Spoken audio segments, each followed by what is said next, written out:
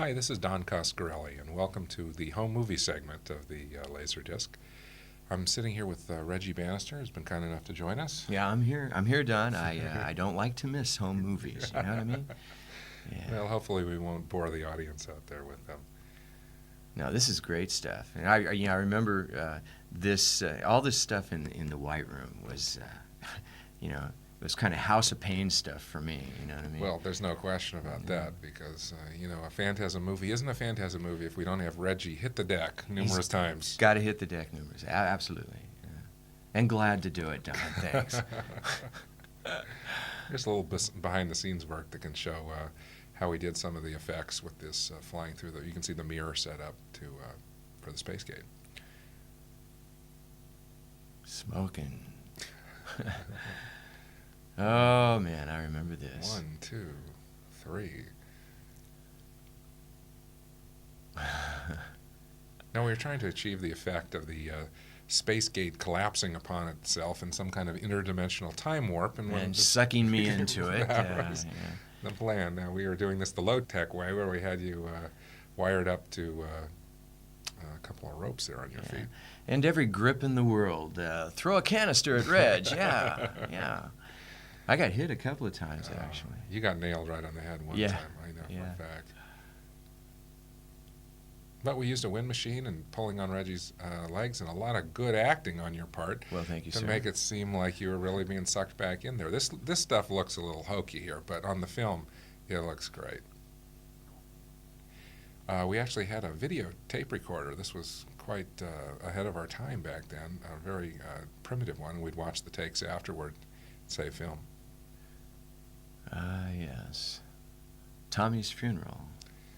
Yes. Alas, poor Tommy. I remember him well. He was actually my lead guitar player, if you recall, at the time. I know. Actually, I mentioned that in the earlier commentary about his desire to die in a film. Oh, he loved it. Yeah. Well, there's Angus, waiting for his call.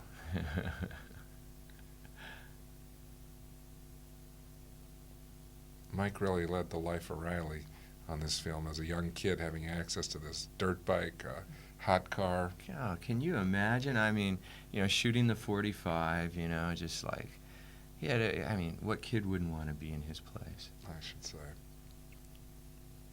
Here you can see some of the choreography that went on. We actually, it may look like we were just winging it, but we really practiced these things out and tried to, work them out to maximum advantage. These films were shot by a young man named Michael Gross, and he was our sound man, actually. I remember Michael. And we provided him with the Super 8 film, and so every day he'd get his little camera out, and when he wasn't doing sound, he'd shoot the footage. He did a terrific job. Yeah, he did. He really did. Here you can see one of his scenes where he actually does a POV, puts the camera in there, and lets the boys... like the Bugs POV, right? Yeah. We should have done that in the film. This is how we used to motivate that CUDA crew power. Yeah, there you go. That's about 10 grip power, isn't it? Yeah, it worked well until about the 6th or 7th take. Ye old ice cream truck. I used to drive that, remember? I remember. I mean, besides in the picture, I drove it home a couple of times. Oh, maybe I shouldn't have told you that. Well, now here are our high-tech special effects in action. Yes, indeed. Nothing that a little rubber and a fishing line can't handle. Talk about in your face. Man,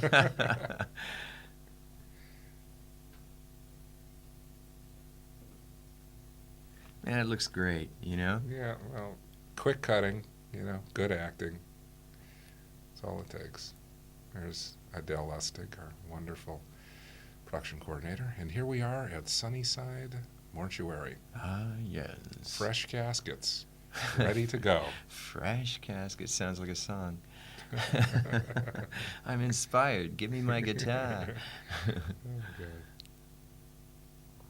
God, did he love getting in those caskets or what? Jeez. What a deal.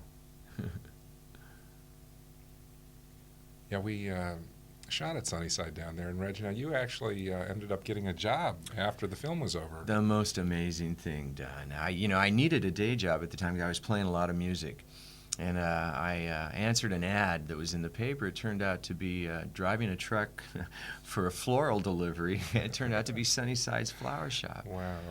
Why? Well, I ended up doing some interesting things there. I was going to say, you learned a lot about that business, didn't you? Yes, I did. Like, how do you push a coffin into a crypt? Well, I can do it. I'll tell you that. I have to show you sometime, Don. They had some beautiful caskets there. I was just surprised to learn that you could actually buy them. They were hermetically sealed. There's a little shut them and they just no air, no nothing gets in. Ah, Dunsmuir. Yeah. Well, this house has a long legacy of use in motion pictures. It appeared in the film Burnt Offerings. It was also in A View to a Kill, the Bond picture. Right. The Lady in Lavender. Yeah, she was. Kathy Lester. We used the Panaflex camera on this film, and even though we had very limited resources in terms of money, this was one thing that we, from the outset, decided to devote some funds to, and I think it paid off in the long run because I think that the image qualities really held up well, the lenses were really good, and the camera movement was solid. You bet. Even on a no-budget film, there's certain things that you cannot, you just have to go for it. Yeah, absolutely. You can't subtract from your production that way. Boy, we were up at that location for, was it 2 days or 3 days yeah, it straight, was an intense pretty much? 2-day period, yes. These are some shots from the little warehouse where we shot the bulk of the picture. One half of it was devoted entirely to the mausoleum on the left over there, and the other half we used for various purposes like overturned ice cream trucks and shooting sequences with the Volkswagen.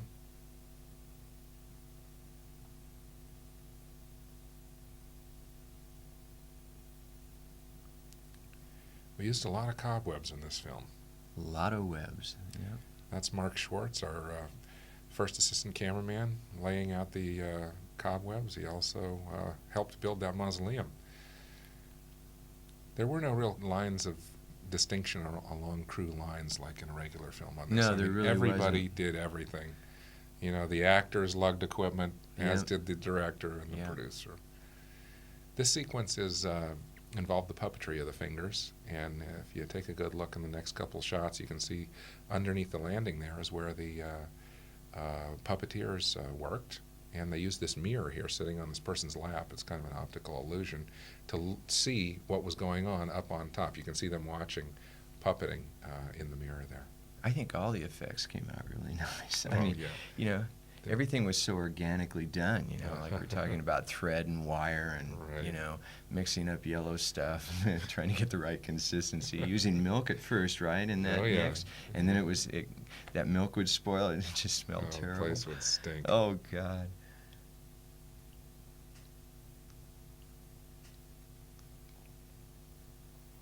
Ah, Dos Equis. Yes. We sucked down a few of those pups, huh? Quite a few. We bought that little makeup trailer there where you guys always had your makeup done. And we towed it around to whatever the location was, and it was sort of the only little spot of warmth or place to hang out in between shooting.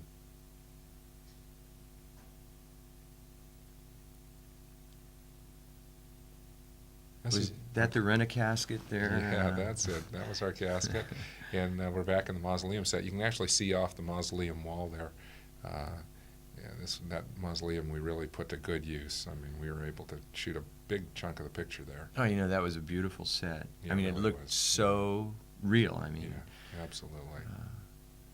Nicely done. Here's a couple of the crew members. Steve and George are standing in for Mike and Bill in one of the sequences. You can see how strongly that mausoleum set was built because we could actually mount the camera up on the walls. You can't do that in a regular Hollywood set, let me tell you. That's right. Bill never could quite get the recoil right, on these blank guns, because if you watch it now in slow motion, he shoots, but then he recoils like a second later sometimes, and it's. Well, that's kind of tough, with the blanks, because there is no recoil, of course.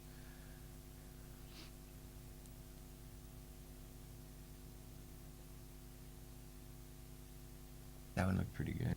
And there's Myrtle. There's Myrtle. She was the boy's housekeeper, and just had that one little sequence with you. Yeah, it was a great little scene, too. Yeah, it played well.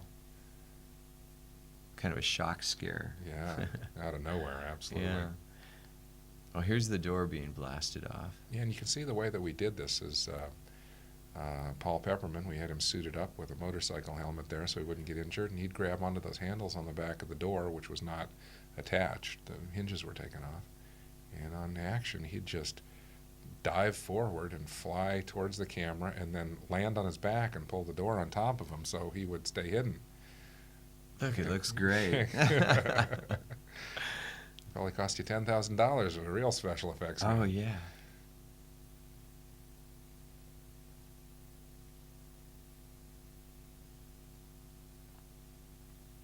Now this is the scene you can really see where Angus was grooved into his role. I mean, he really took that role of the tall man seriously, didn't he?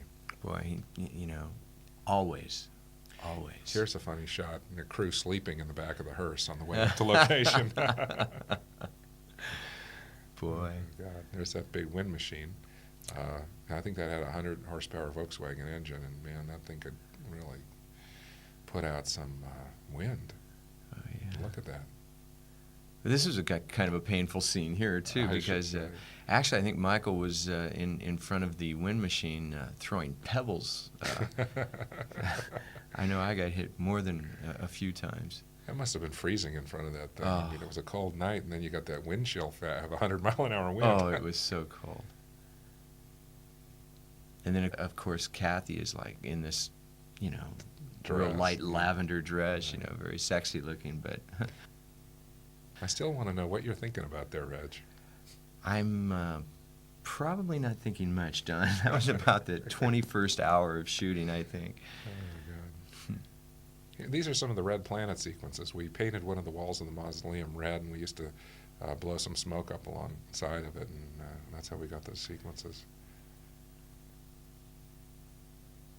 And this is the world's first Steadicam. Well, certainly one of them. That was like the year they were invented, and it didn't work well, and we had to cut the sequence out. Oh, man.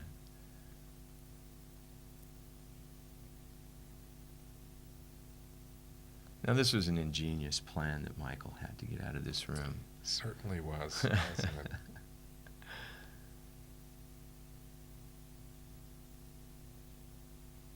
And of course, for the actual shot, we got George, right? Well, he had to do some of the subsequent shots. Mike did the first one, which was the one that was used in the film. But, you know, I always insist on many takes, as many as we can do within reason, just to make sure we get these effects right, especially. And so This I know, Don. Yeah. This well, I you've know. borne the brunt of that, that philosophy, unfortunately. Actually, you know, it's terrific because you, as an actor, you always know you're going to get the finest, you know, quality scene that you can possibly have. You know, and it's true because in subsequent films that I've made with other casts, I've never understood why an actor would not want to do numerous takes. I know sometimes there's the physical discomfort, but in my mind, you know, it's a legacy, the film, and you'd want it to be your absolute positively best effort. And when somebody, you know, would refuse to do a take saying they've done it best, I just don't understand why they wouldn't try again. Well, I think with some actors, they feel that they lose a freshness or a spontaneity with the lines.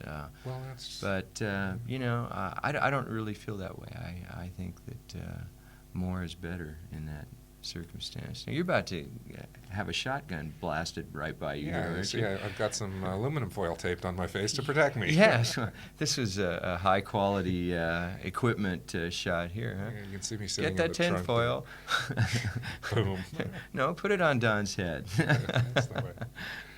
Oh, man. This look is at this. Angus's first day of work, if Oh, you can believe it. His this is first incredible. time portraying the tall man. This is this first scene, first shot. And And yeah, it was a little strange because nobody had ever seen him with his game face on, with Yeah. that tall man look. Uh-huh. And the first one to see it was Mike. And he'd open the window and see it, and he would burst out laughing because it was so terrifyingly bizarre. And it was, I know it was a struggle for Angus that day because he was trying to stay in the character because he wanted to make that work. And he, was faced with this boy who was laughing at him on every take. But we persevered. We did numerous takes, and we got a really savage one. And then, of course, Angus would launch his body through the plate glass window. I think he's going to do it. Oh, Yeah. wow. Oh, man. And then take two. Suffice to say, there were numerous takes after that.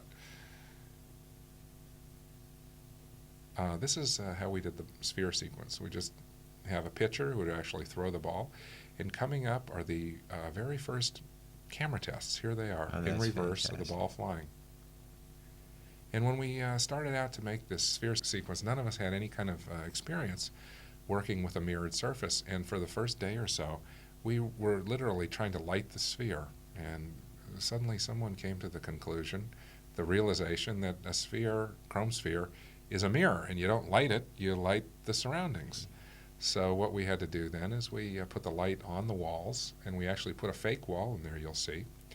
And we drilled Ken Jones here with the sphere rig that was designed by Will Green. Here's the one rig that was not used, which had a padded head that the sphere would impact in, but it was just impossible too thick and to bulky, hide under the makeup, so Yeah. we jettisoned that idea.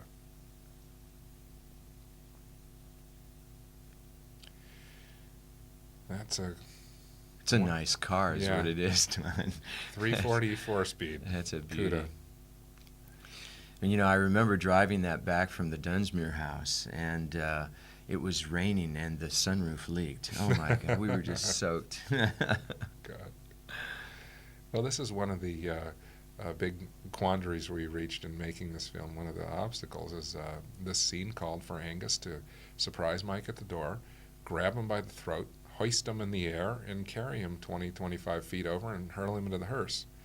Well, that kid weighed at least 115 pounds, 120 pounds, and there's just no way Angus could hold him at arm's length. So, enter the camera dolly, and we handheld the camera and used the camera dolly to carry Mike out. And it worked just great. It looked great. Yeah. It really did. Took a little bit of choreography. And it turned out great. Oh, I mean, it looked really good. It looked just like he was just being lifted right up, Hoist him right out. with a lot of strength. Throw that kid in there.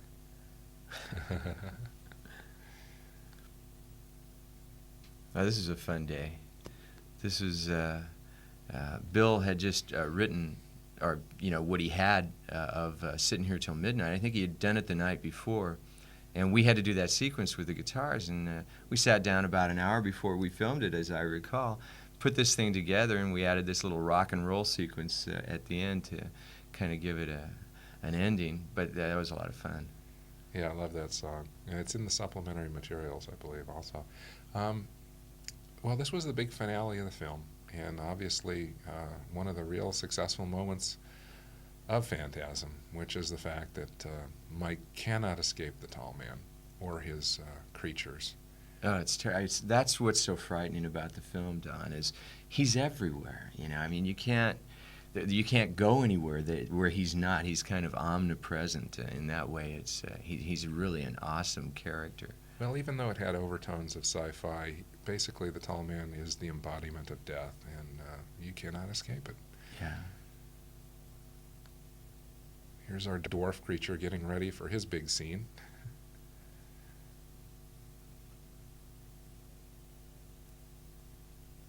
John Zampano, one of the grips, played the dwarf, and we had his hands made up. Yeah, these scenes where you show people smoking in makeup, that's great. When I had the knife in me, it was really funny because there's I think a still of me having coffee with the knife coming out of my... Right, that's great. A lot of blood around. It looks funny. Well, Mike was a real trooper. He put up with, we had 5 of these mirrored glasses, and he broke through all of them pretty savagely. Boy. The effect was great. Well, Reg, it's been great looking at these home movies with you. Sure has. We'll have to do this again sometime. You bet, Don.